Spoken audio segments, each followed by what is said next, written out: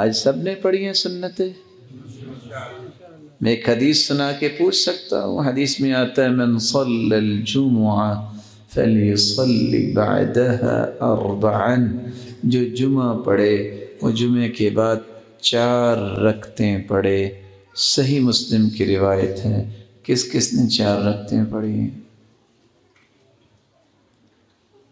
اللہ سب کو قبول فرمائے. جو بھول گئے ان کو بھی ہمت سے نواز دے. ابو حازم کہتے ہیں اللہ کے رسول بسوں کا 2 مسجد میں پڑھ لیتے، 2 گھر جا کے پڑھتے. یہی تو مقصد ہے میرے اور آپ کی زندگی کا. عبادت کا وقت تو تھوڑا سا ہے. 24 گھنٹے میں اگر جتنا بھی دل لگا کے عبادت کریں، 1 گھنٹہ بنے گا 5 نمازوں کا. یہ تو ہمیں خالص کرنا چاہیے نا. حدیث سن لیجئے من صلی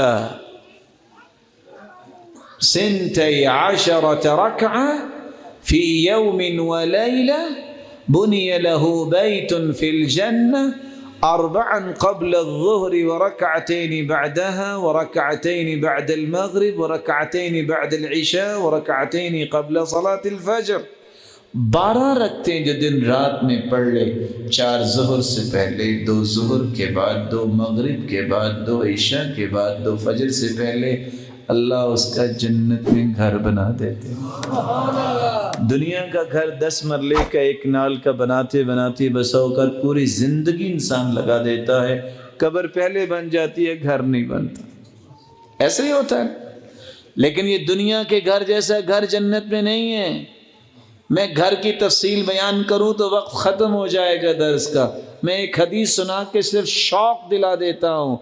گھر تو بہت بڑا، اس کی تو بات ہی نہیں. جنت میں جو خیمہ ہوگا نا، خیمہ جنتی کے لیے، وہ کیسا ہوگا؟ ان فی الجنت لخیمۃ مجوفۃ من لؤلؤ.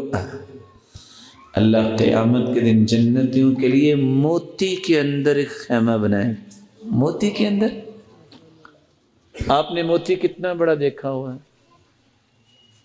دیکھا ہوا موتی اتنا بڑا ہو گئی نہیں.